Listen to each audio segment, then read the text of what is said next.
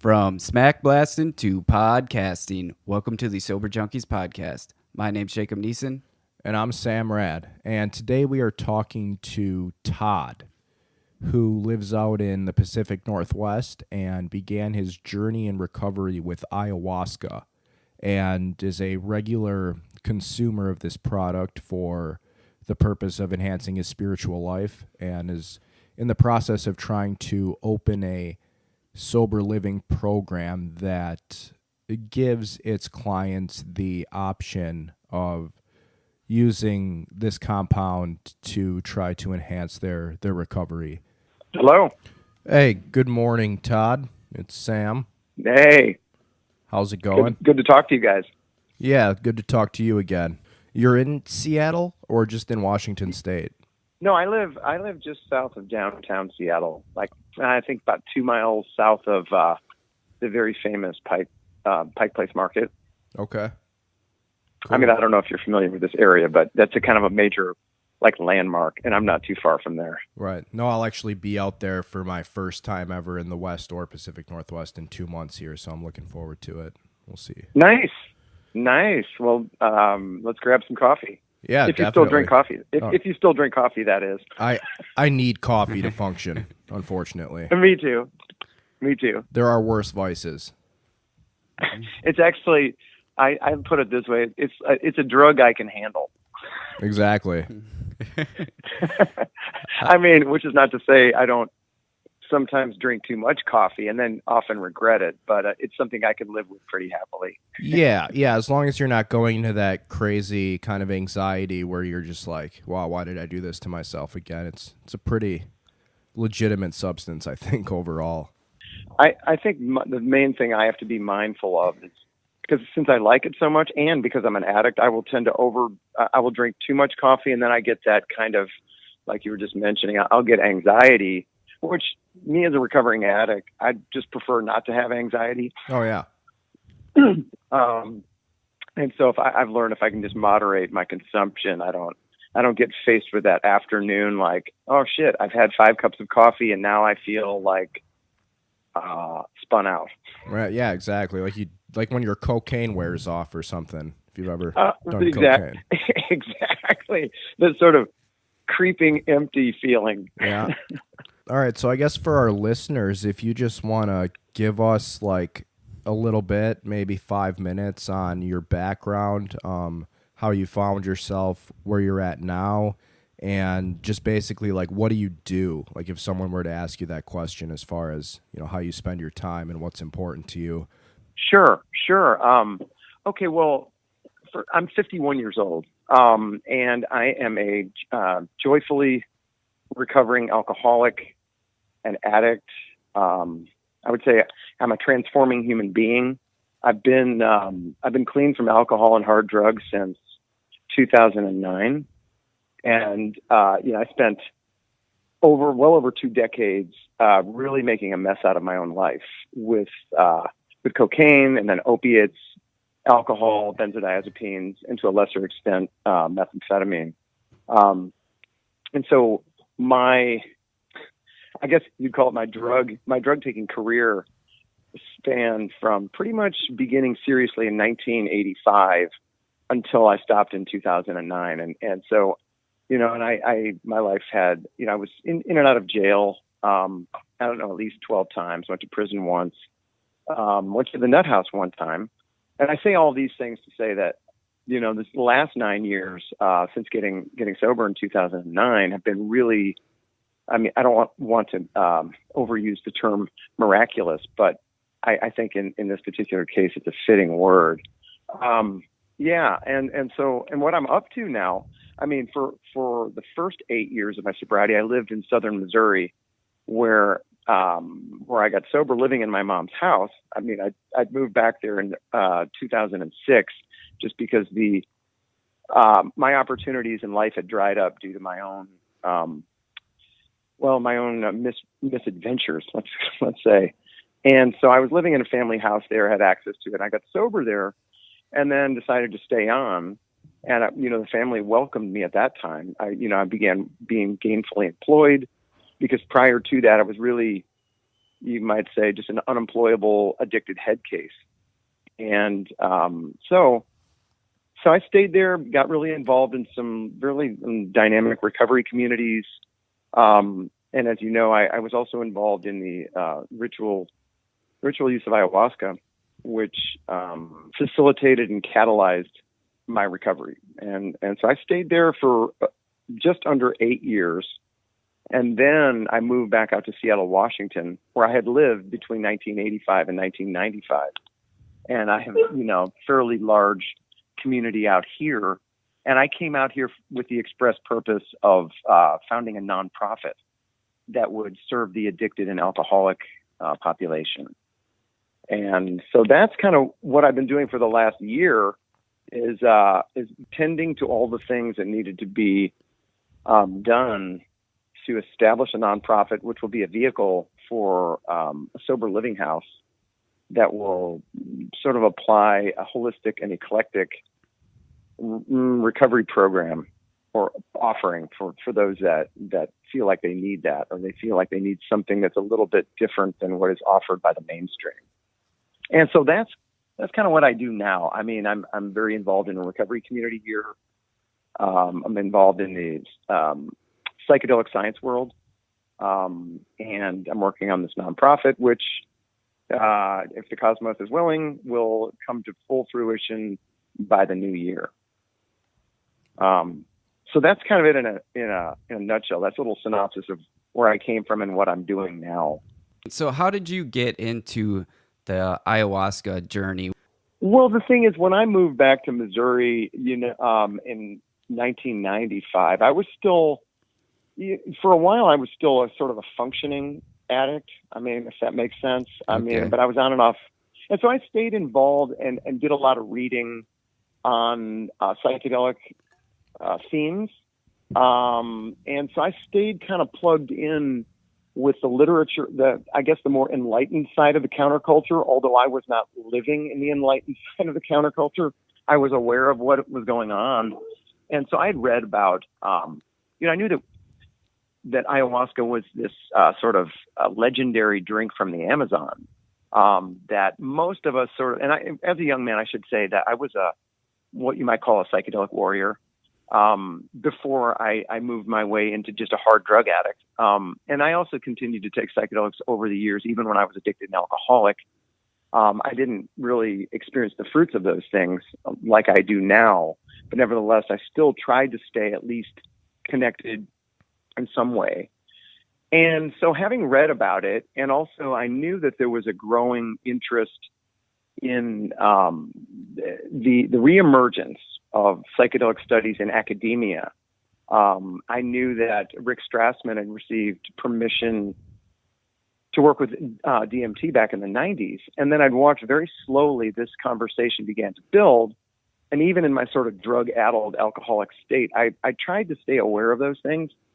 And then one day, a close friend of mine, a surgeon by the name of Michael Bays, he and I were talking, and I had known that he had gone to the Amazon. He was not an addict or alcoholic. He just had gone to the Amazon and drunk ayahuasca, and for personal reasons.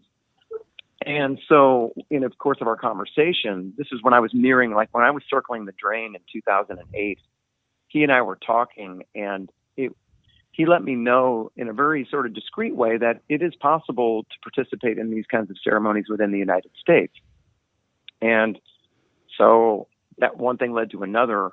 And I had the opportunity in early 2009 to go down to New Mexico and participate with him and some other folks.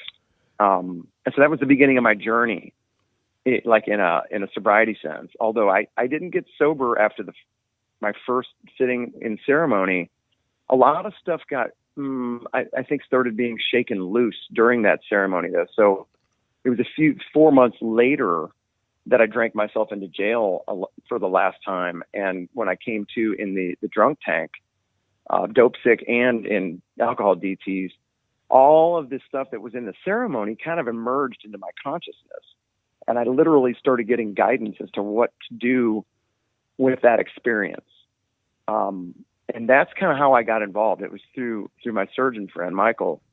And then from there, I I took that internal guidance that I was receiving and then just followed it.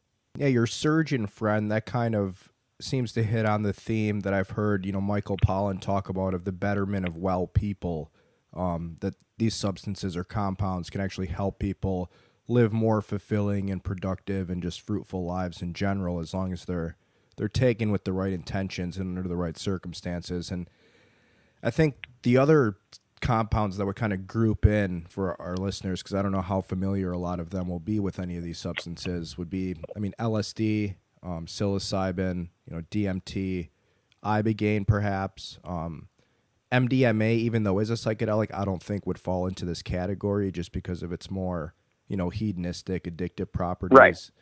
Right. So when you took it in New Mexico, was that part of the same, is it Santo Daime or Dame Church? Oh, Santo Daime is what I'm, the spiritual path I follow now. No, it was not Santo Daime. It was more traditional Peruvian shamanism, and which is a little different. Same basic beverage, just the container's a little different. But and the Peruvian style is older. The Santo Daime is about 80 years old. Began in the early part of the 20th century in the western Brazilian Amazon, where it borders on Peru. Right. But my first exposure was in a more traditional setting. Can you describe that setting? And also, so it's legal. There's no legal hindrance on that because it's considered to be part of a religious ceremony as far as the state goes. Like if it was taken outside that context, would it be illegal in New Mexico? In New Mexico, there is one group that has explicit permission in New Mexico, and they are called the União do Vegetal, and UDV for short. And they are a Brazilian ayahuasca religion that gained there was a Supreme Court ruling in 2006, finally, after what began in 1999. I'll try to abbreviate all this information for the listeners. So 1999, leaders of the Santo Daime in Oregon and leaders of which is a separate but related ayahuasca religion also from Brazil. The UDD branch in Santa Fe, New Mexico in 1999 and the Santo Daime branch in Ashland, Oregon were both had their sacraments seized. There'd been evidently a considerable investigation going, so it was like a joint sting. And the leader in Ashland, Oregon, my friend Jonathan Goldman, who is the leader of the Santo Daime in Oregon, he was actually arrested on that day in 1999. Okay, and Jeffrey Bronfman, who was the leader of the UDV in Santa Fe, was not arrested, but his sacrament was seized. The UDV sought to defend themselves under what is called the Religious Freedom Restoration Act, which was passed in response to the Native American Church losing its peyote case in 1991, Smith versus the Board of Employment in Oregon. And I know I'm getting into kind of some technical details, but long story short, the Religious Freedom Restoration Act was in response to the Native American Church losing their case. It provided the foundation that the UDV went on to countersue the federal government for the right to utilize their sacrament under what is called just general religious protection, not under First Amendment, because that case was lost, but under the Religious Freedom Restoration Act. So the case spent, these years in court from 99 till 2006, when finally the Supreme Court ruled unanimously in the favor of the UDV. At that point, the Santo Daime used that ruling as the basis for their legal challenge. And then in 2009, the Santo Daime was granted its permission within Oregon. Now, the way the federal law works is the ruling cannot be imposed on states that do not want to accept it. So in the case of the Santo Daime, I can speak to that specifically. On a state-by-state basis, they can make an appeal to the regulators of that state because they already have the permission of the federal regulators. And then if different states are amenable, then different states have granted permission for an exemption from the Controlled Substances Act of 1970. And so right now, as it stands with the Sensodime, I'm not sure all the details of the UDV. I just know the historical precedent. With the Sensodime, one of our churches in California has explicit DEA license, as does the groups in Oregon and now in Washington State. That's interesting. So I said a whole lot of, sorry, I didn't mean to like overwhelm with information, but that's kind of just in a nutshell the course that our legal right to utilize this sacrament, that's how it was obtained. That's interesting. Yeah, because I never thought that due to the fact that our drug laws generally are just so confused, I would find myself aligning with people that are standing up for religious freedom. But, I am in this case because, just the fact that, a substance like alcohol is free to be consumed as much as anybody wants. But, these drugs, which are physically, safer than probably nicotine or caffeine even, and have virtually no abuse potential. You have to jump through all of these loopholes just to get access to it for somebody who's dying of, say, heroin addiction. It just seems totally confused as far as where our laws are at. Well, and and I agree too. I'm just thankful that we're at a place now where it even can be an issue that's revisited.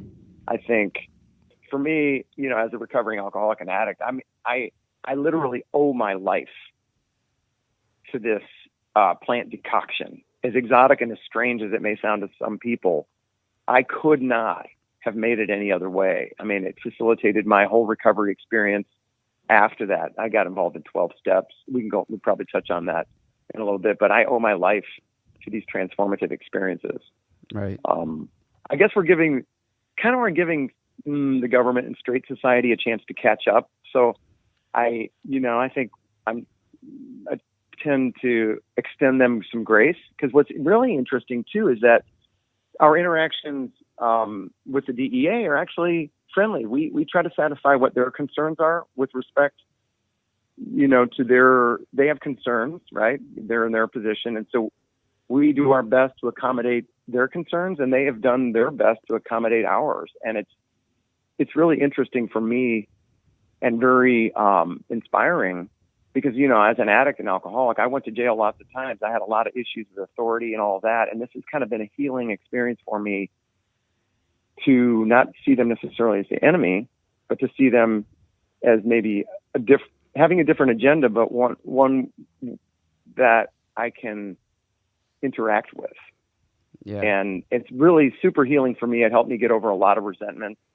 I'm sure you can relate to what I'm saying, right? Let's talk about the intent of using psychedelics to enhance your spiritual growth. Do you think that if you didn't hear about it as being a spiritual drug, if you would take it, it would be a spiritual experience? Well, to be perfectly honest, when I went into my first ceremony, because I had so much experience with psychedelics before, I honestly didn't think anything was going to happen. I did not expect my life to change, because I had very vague spiritual convictions. But I just got a lot more. And even though my intention was not completely clear at the time, I was more or less doing it because I didn't have anything better to do. I thought, well, maybe there was an outside chance that something might happen. And it was like, maybe there was an inner voice inside of me that just did not know that I was being guided by something else. I didn't really know what I was doing, and I did it anyway. And then the awakening occurred. So it's interesting because I do think, and I always reinforce this, that people's intention is absolutely vital and critical, and especially for addicts, because we have to remember we're addicts. Right. If we don't have some kind of guidance, our ego will grab onto it. Our addict brain will grab onto it and want to misuse it. And so, but yeah, so that was my experience with it. I got a lot more than I bargained for. And so whether that was my conscience that was still sleeping, whether it was, one thinks of it as some external God force, or whether it was my interior, already enlightened Buddha nature that was still asleep, I don't know. I just know that something guided me to do it. And then the ultimate outcome and fruit of it has brought me to where I am today. I no longer have, track marks on my neck. I'm not drinking in the morning and all that other. Okay, so it's much more progressive out in the Pacific Northwest than it is in Milwaukee. Not to say this is like a conservative haven or anything like that, but I mean, the 12 steps, generally, the core of it seems to be that we need to have a spiritual experience or spiritual awakening that's going to fix our problems. And what's interesting, though, is here in most 12-step circles, to even mention taking any kind of compound like that to try to broaden your spiritual horizons or try to just be more in touch or even to do a better job at working through resentments. I mean, it's really taboo. And I think for a lot of people, their initial reaction is, well, you just relapsed. And it's kind of a problem there. I'm not really sure how we work past that exactly, but because it's been night and day. I've taken a lot of psychedelics while I was full-fledged using, and the experience there due to the experience while being sober were, I mean, totally different for the most part in terms of usefulness and, the benefits of what I took away from the experience. And I'm not really sure what the solution is for it, but I don't know if you have one. You don't seem to face the same problem out there. Well, let's bear in mind that the first 8 years of my sobriety, I lived in southern Missouri, which is definitely not a hotbed of spirituality or progressive. And so what I learned, the way I did it there, just my personal experience, I shared it with my sponsor only. Well, my family knew, and they were, within a month, my mom and dad knew something had happened. Something was different about me. And so I shared it with my sponsor only, this outside of my family. And then I gradually, and so he was willing, because he had seen some sudden change in me that led him to think, maybe there's something to this. So he kept a close eye on other little aspects of my personality to see, he saw me as a drunk and addicted to opiates and doing all, smoking crack. And so he saw me change. I detoxed. I had to physically detox in jail, but then when I got out, checked myself into a long detox for a few weeks. And then when I started working again with this in ceremony, he had kind of like a cautiously supportive voice. And so I just continued. I did a lot of meetings. I did a lot of step work. I did a lot of reading. I started changing my daily living, and I talked with him about it. And so I didn't get condemned by him. And then over time, as I got to be more known, I would share it with other people in my recovery community, very on a person-to-person basis, though. Right. Because I really want to respect the trigger that is for a lot of people and the discomfort it could cause. And so I shared with people, and people were generally, no one condemned me. And they gradually, some of them, I found a place in many people that I knew, because they were watching me, how I carried myself in life. I became employed. I got involved helping other people and that kind of thing. And I think that was the greater persuader, but I had to carry it really quietly. And for a while, until it got to the point where the majority of people in my home group knew about it. And at that point, I think I'd gained some kind of, at least maybe even grudging acceptance or approval, but I wasn't running into condemnation. Yeah, it's hard to argue with results. Right. And so what I always bore in mind was that for a lot of people coming out of the psychedelic and addicted milieu, they're still triggered by it, and there's never been a discourse. Well, unless you want to go back to Bill W., who was trying to provide that discourse in the 50s, but even that part of recovery history is kind of causes a little discomfort in a lot of people, right? And so for people that were practicing alcoholics and tripping at the same time, for them, the whole idea of revisiting the idea of using altered states and for some benefit is a little bit scary to them. And so I just always reminded myself that, walk, talk, or as one of the traditions in recovery goes, it's by attraction, not promotion. And so that's not really a complete answer to your question. I think the best thing is just a lot of finesse and a lot of care. And for me, I just had to learn that I didn't have to say everything all of the time. And I didn't always have to say what was on my mind. I could kind of, carry it a little more quietly. And then like I said, over a period of years, that conversation has grown and grown and grown very quietly, but it's becoming more and more robust. And out here, there's the same prejudice within recovery community that there is in Missouri. Honestly, the recovery community here there's the same kind of resistance, even though the overall atmosphere is more progressive. This is just an opportunity to meet more people because it's a big city. I don't know if I'm not sure if that was helpful or not.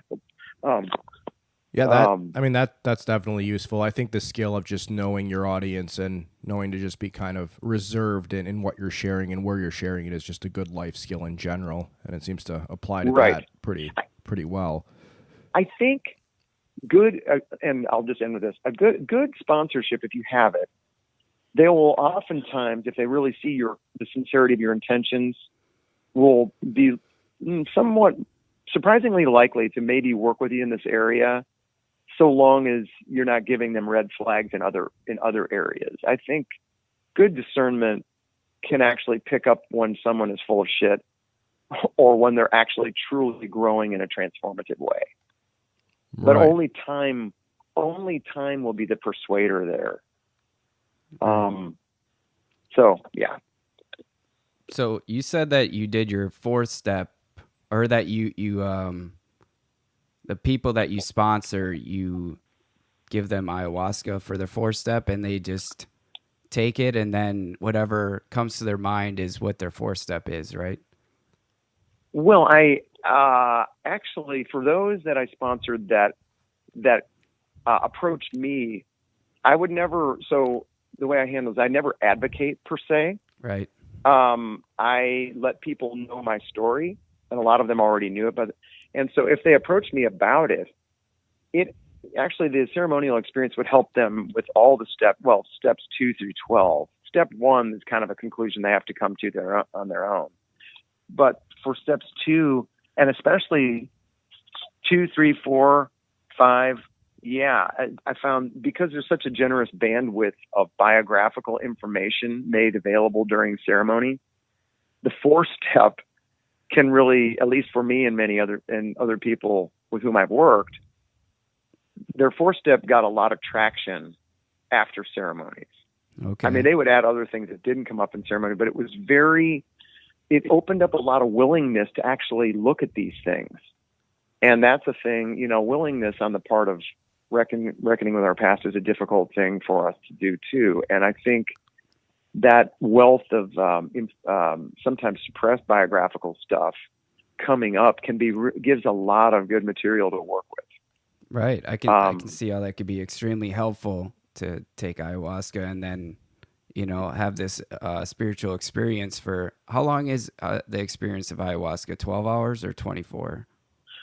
Oh no, it's not nearly that long. I'm not sure where that belief came from.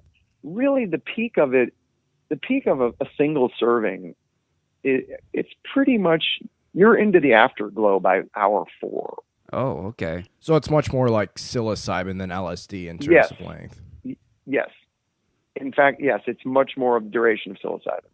Now, what people do oftentimes in a ceremony, in Santo-Daime or in traditional ceremony, a second serving or even a third serving can be offered for ceremonial purposes that are to be 12 hours long. So you will hear of ceremonies that are 12 hours long or 10, but there's more than one serving given. Okay. And so, And so when I worked with, the ceremonies that I attended and that my sponsees would attend would typically be of the 6-hour duration. You were put in touch with us by a colleague of yours at MAPS, which is the Multidisciplinary Association for Psychedelic Studies, and it's a nonprofit that was founded in 1986, and it's in Santa Cruz. Aside from that, Right. can you tell our listeners like what actually happens at MAPS? I know the last phone conversation I had with their receptionist, they said they were mainly focused on MDMA right now. I would imagine for PTSD type stuff, but more generally, can you talk about MAPS? Well, okay. I mean, I can't speak in any official capacity for them, Right. but I am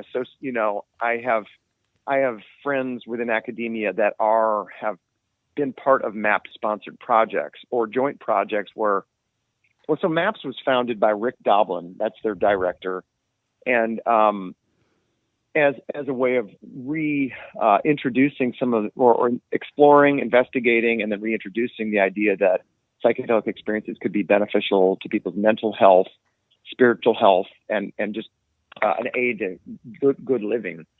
And so their primary place, right now, the MDMA for particularly war veterans and PTSD is probably, that's at the top of their list, but also psilocybin. They're very involved in a lot of psilocybin studies, or they're part of. There's another scientific organization called Hefter Research Institute, which is also involved too. So, but MAPS sponsors, so there's many people that are mainstream scientists in maybe research institutions, Johns Hopkins, NYU, University of New Mexico, various places that are also asked to speak at MAPS conferences. Like, for instance, every 4 years they have an international conference that is 3 days long. It's in the Bay Area. It is people speaking on the clinical, scientific, research angle. So there's many compelling and engaging people doing all kinds of work related to entheogens of almost any type. So you'll hear things on ibogaine, on psilocybin, on ayahuasca, and on MDMA. And so they're just the largest, most well-known organization that sponsors or is supportive of this kind of work. And I saw your poster that you presented at their psychedelic science conference in 2017, which seemed to be a blueprint for a sober living program. Where does that stand right now? Do you have it open? Or are you still trying to get it open? Okay, so I'd mentioned that I came out to Washington and then and I started a nonprofit this past spring, and it has a board. I'm going through I had to go through all the legal things, just the administrative stuff that goes into that. And the nonprofit is called Recovery Nexus, and Recovery Nexus will hopefully by the new year, if the universe is willing, we will be able to open our pilot sober living house, which will be a somewhat structured environment, a little bit more than, say, an Oxford house, which is more what you would call level one. And this would be a sober living house that had a little bit more program embedded within it. And so there's a lot of drug education, elements of addiction, 12-step study, processing. And then also residents of the house will have the opportunity, if they feel called, if they feel like participation in the ceremony would help them get over the proverbial hump, they are allowed to participate in sensodymy services. And so that's what that is. And so the poster was the theoretical framework of what the house would look like. And so Recovery Nexus is the vehicle for that program that was described on that poster. Okay. So for your clients, do you have to evaluate who can actually go to this house, who has the best intentions, or how does it work? I think I saw they can't have a history of psychological disorders or anything like that. That would be like a... They can't have like major psychiatric disorders. Right. So that would be things like bipolar type 1, possibly type 2, or history of schizophrenic or psychotic breaks. I think for the bulk of what we're working with is, a lot of alcoholics and addicts have garden variety depression and anxiety. So, I had that. I was a very sick, depressed, anxious person. And so basically we're dealing with depression and anxiety of a limited complexity. I guess that's the best way to put it. And so like with any sober living house, there is people make an application to state why they want to come there. And this is kind of like customary for many sober living environments where there's a little bit of autonomy, where people can come and go. They can work out of the house, but then they come back and participate in house activities. So part of that intake process is to find out if, why they want to come, and I think part of that, some people may find that that's not what they want to do anyway. And in that case, there are many other, qualified facilities and institutions that might be a better fit for them. But yeah, so when people, the first house will be 8 people. So it's going to be small. It's a pilot house. We just want to do the very, very best work that we can. So I think one of the last things I'd like to touch on, I think you probably have a much more thorough understanding of these NYU and Johns Hopkins studies that have been taking place. I know there was one for alcohol addicts and nicotine addicts, and then there was the other one for the terminally ill, and mainly with psilocybin, I think, and they were having pretty good results with these. If you could just give our listeners a little, I guess, synopsis on what those studies are and what they found so far and where it might be headed, if you can. Well, I think I can't remember what year the psilocybin study at NYU began with looking at the existential distress that cancer patients were having towards the end of life. And so, and I've had the privilege of getting to know the guys on that team, Stephen Ross and Tony Bosses, Jeff Gus, and Michael Bogenschutz. And so they found, it was a very, it's a controversial area, right? And so they worked with the cancer patients first and began to get good results, that people facing death after several psilocybin sessions with all the appropriate psychotherapeutic support were able to face that portion of their lives with a vigor and a gracefulness. And it was really amazing. And then from there, and I can't be quoted on all of this, but I think this was the trajectory based on my conversations with them, that as that showed promise and good fruits, the idea of expanding it into a pilot program to see, to work with maybe alcoholics was begun. And so that's where that is. And they did a pilot project, and then they moved on to phase 2. And I'm not sure where they are. I mean, that's really all I can really say. I just know that that's about where that study is. And they were presenting at Psychedelic Science 2013 and Psychedelic Science 2017. How could it be? I don't understand how anybody can find it, controversial. It's literally the end of their life, and they're trying to find, some peace and calamity with what's happening around them. I don't understand where's the judgment coming from? I think just misunderstanding. I think, most research institutions are conservative by nature, and Hopkins has also had a lot of really compelling work going on there too. That's where the smoking cessation trial is going on. But I think there was this a major university has a brand. They're a brand, and I think for a lot of people, there's still the hearkening back in the memories of the late 60s and early 70s when there was a lot of bad press around, LSD, psilocybin, tripping in general, the counterculture. And I think that's why at first, when I say controversial, it's just one of those things that everybody was kind of like, but they got the best. I mean, the most important thing though, is they got the permission to do it. Right. Yeah, that's great. And then it was extended over into the alcoholic population. And of course, there's a natural, discomfort on the part of maybe, higher ups. Well, what's this going to look like? What are the neighbors going to say, kind of thing? Right?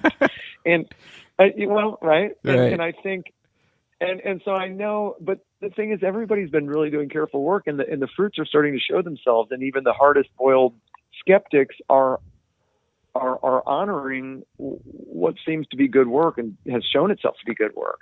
And then, and recently Michael Pollan, the author, I'm sure you mentioned his book to me, I think when we first spoke, How to Change Your Mind.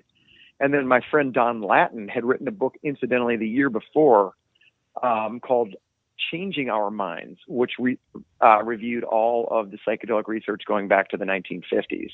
And so both Don Lattin's book, which I want to point out came out before Michael Pollan's, he has a little bit less currency in mainstream media, but excellent book. And then Michael Pollan's, they've really brought this stuff into the mainstream, and they're both wonderful writers, and they've discussed the whole. And I think, I'm just really hopeful that that this will continue to grow. I feel pretty confident. Yeah, no, it's a great time to be alive in general. for sure. Well, I could be living under the bridge with a brown paper bag. Yeah, I could be living in a 1-bedroom apartment with my elderly father in an old folks home, which I'm not anymore. It's nice. Yeah. And so I hope that answered your, answered your question on NYU and Johns Hopkins. Like I said, I'm not a member of those places, but I can comment on them because I've had some interaction with them. Right. And so I'm sure our listeners, some are probably curious after listening to this conversation. And I've always been the same way with these compounds. I'm never advocating drug use for anybody, and definitely not illegal drug use by any means. But from a harm reduction standpoint, the same way, needle exchanges give out needles, were somebody to go find a classical psychedelic illegally and take it for the purpose of expanding their spiritual life, what guidance would you give somebody like that? I mean, I guess hypothetically saying these drugs were legal and they could just go buy them at the store. Aside from just good set and setting and good intentions, is there any other advice? And, don't be psychiatrically insane. I try to keep my comments to things that I know specifically. So, like in the case of people with PTSD or other kinds of things, since I don't have personal experience in that, I try to keep my focus on the addicted population.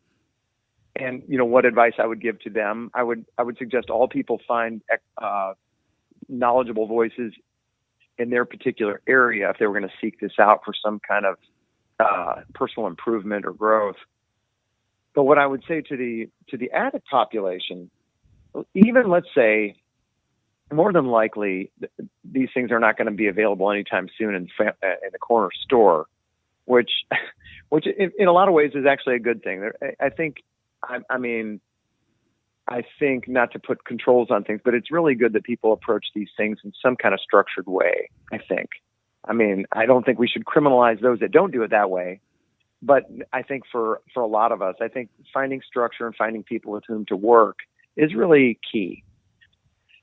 So I would say to anybody that has access to, let's say, a legal situation, maybe a scientific study with psilocybin or with its ibogaine, or if they have access to a legal ayahuasca setting, my suggestion is always to have some kind of path in mind. There are, whether one finds that like in the Refuge Recovery Program, which is more Buddhist-oriented recovery program, whether they find it in 12 Steps, whether they find it in Smart Recovery, as long as to have some kind of program or path in which to embed and integrate the psychedelic experience, I think is really the key between just another exotic experience and then like an enduring psychedelic transformation where life of serenity and usefulness and joy and all that stuff is possible. So, Yeah, so that's what I would suggest. I would say find other people that are also in recovery themselves, and there's a growing number of us. Connect with those people, and and you'll find a good home. You'll find fellow travelers and companions, and people that have a little bit more experience with it. And I think that's my main suggestion. Find a community, because reconnecting to the normal human family and community is so critical. And so look for your tribe, so to speak, and find a community of recovering alcoholics or addicts, and join them on and trudge along with them. Right. Yeah, the road to happy destiny, as they say. Well, yes, trudge the road of happy destiny. Yes. Yeah, I do that. I try to do that to the best of my ability every day. That would be my suggestion. And by the way, there's a small embryonic group that meets online called Psychedelics in Recovery, and it is we do it over Zoom, and it is kind of a 12-step-ish oriented meeting where people can freely discuss their experience with entheogens or psychedelics as part of that process of getting sober and maintaining it and growing in sobriety. Because some people come to those things after having been sober for a few years when they're feeling a little bit dry and they want to enlarge their spiritual experience. So Psychedelics in Recovery is another avenue that's very small right now, but it's growing. Right. Do you know what time and how people can find that, just for our listeners? Well, is there a time that they have meetings specifically on Zoom? Well, we have it every 2 weeks. Do people email you, I'm sure, right? We have never advertised our email yet, but we do typically get messages from Facebook. Okay. Perhaps now's the time. I hadn't completely thought about this, but I'm trying to think of the most effective, best way to make that contact. If someone reaches out to you, I'm going to try to do some thinking about this and talk with some of the other fellows in the meeting, and I'll get back with you and let you know what I think might be the best way to reach us and be put on the mailing list. Because what would happen then is we would just send out a Zoom invite. We would include them on the list, and then they could just join in. It's really not that big of a deal. I just hadn't really thought of the logistics yet of because I'm not on Facebook decidedly, and this is one of those cases where maybe being on Facebook would be helpful. It's a double-edged sword for sure. I'll get back with you on that, though. Okay, that works. Well, this has been great, Todd. We really appreciated you talking with us, and we should try to do it again sometime. Oh, that sounds great, man. I'm excited at the prospect. Oh, and I wanted to just one more suggestion. Okay. For those out there that are the addicted population. If you do find yourself within a setting where this is encouraged or is supportive and you get the opportunity to do it, one thing I always caution people is, and I say this like kind of over and over, is try to suppress the evangelistic fervor that may or may not set in. Because it's like sometimes people get such rapid benefit from it that the natural tendency is to want to go let everybody know all at once. And I know we've touched on this theme a couple times. And so sometimes when that impulse arises, we want to kind of like go, okay, let's kind of keep this somewhat feet firmly planted on earth kind of thing. Yeah. Because I do mention to people in recovery, and there's a line that Bill W. coined. He called a place the land of spiritual make-believe. And he wasn't even speaking about psychedelically mediated states. He was just talking about the religious impulse in sometimes recovering alcoholics that needs to be, I guess, monitored so that it doesn't become, so that it's not counterproductive.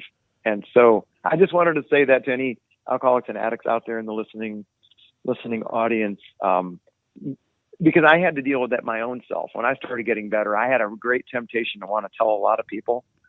And anyway. Well, yeah, the same way, the idea that you'll see sometimes where people will kind of be living as if the big book is the perfect word of the creator of the universe, the same way that can be a problem, going out and advocating something that may have worked for you as like the fix-all could be just as negative, for sure.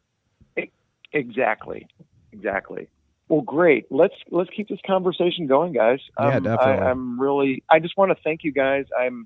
Thank you guys for having me on. I'm really honored to be here and to get to know you guys and to share with your listeners. It's really cool. So thank you very, very much. Yeah, it's been a pleasure, Todd, and we'll be in touch. Okay. All right, you guys. Enjoy your weekend, and we'll talk again soon. Okay. Talk to you later, Todd. Yep. Peace out. Peace.